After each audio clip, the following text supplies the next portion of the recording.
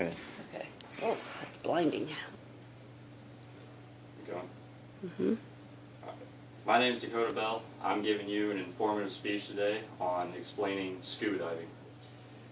If you're ever considering learning about scuba diving, it's nice to know that there are many types of diving that you can choose from, ranging from police, search and rescue, maybe scientists to study marine life, or perhaps just for fun. But no matter which of these you choose, scuba diving is not just an ordinary swim in the water. It's an exciting, yet dangerous, and potentially fatal sport that requires specialized training, equipment, and certification. Scuba, which is an acronym for self-contained underwater breathing apparatus, is different from other forms of diving used by air tanks and regulators, which is what allows you to stay underwater for longer and dive deeper. Though originally beginning in military and commercial applications, today the largest groups of divers are recreational divers. The first step in becoming any type of diver is course training. You must first complete the basic course of scuba diving to become certified. Diving can be undertaken by anyone over 10 years of age in normal health or with a reasonable degree of physical fitness. Dennis Graver, 2003. Let me begin by discussing some of the risks involved with diving. One of the biggest risks that's involved with scuba diving is decompression sickness. When you go down deep underwater, your tank is filled mostly with oxygen and nitrogen. Your body, the muscles and tissues in your body, absorb gases. When you go deeper underwater where the pressure is greater, your body absorbs these gases faster.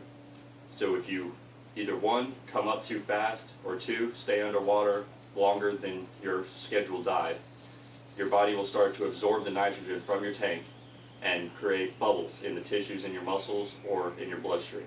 And this can cause decompression sickness. Decompression sickness is a sickness that can range anywhere from mild vomiting to paralysis to death. Another great risk, which is the most common, is just typical squeezes. Now, a squeeze is whenever your body is made mostly of water. There's only two spaces of air that's in your body. That's in your sinuses and in your ears. Anywhere that there's air, whenever you go down deep underwater, the air compresses, which causes a squeeze, which can cause the space in your sinuses to either crack or rupture, or your eardrums to perforate. Another risk is overexertion. When you're diving underwater, you don't want to overexert yourself by lifting heavy things or doing more than what is necessary. When you're swimming above water, you want to keep your device inflated so you are using less energy to swim, because if you become too tired, then you can just drown. Now that we understand some of the risks involved, let's look at some of the equipment you can expect to use during certification training. Your most valuable piece of basic equipment, other than your tank, is your diving mask. When you scuba dive underwater, when you go down underwater, the water bends light in a different way so that your eyes everything will be blurry to you, and things will seem at a greater distance. The reason for the mask is whenever you put on a diving mask, you're putting a pocket of air in front of your eyes, which diminishes the bend of light, and it makes things appear closer to you and larger. Next is fins. These are another great necessity when you're diving. It provides movement, it's direction, because when you're diving, you don't use your hands.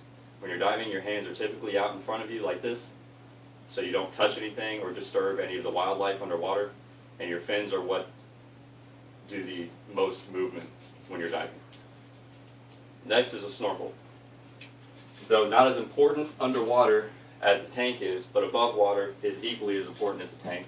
The snorkel is used so whenever you're swimming above water from one destination to another, so you're not using the limited amount of air you have in your tank. Now, these are all the basic things that you'll need to use, that you'll need to have.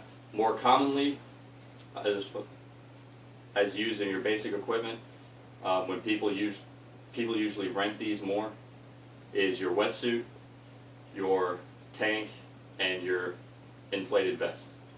The tank is self-explanatory. You breathe from it, and your vest is what you use the air from your tank to inflate your vest to gain buoyancy control when underwater so you don't go all the way down and hit the bottom, or you can use it to keep yourself afloat above water. And then your wetsuit, you won't need it all the time. It's mostly used for colder water because even in the summer when the water or the temperature outside is like 80 degrees, when you're deep down underwater, it can be anywhere from 60 to 40 degrees depending on how deep you go. Your wetsuit is designed to keep certain water inside the suit as your body heats up the water inside the suit and keeps you warm.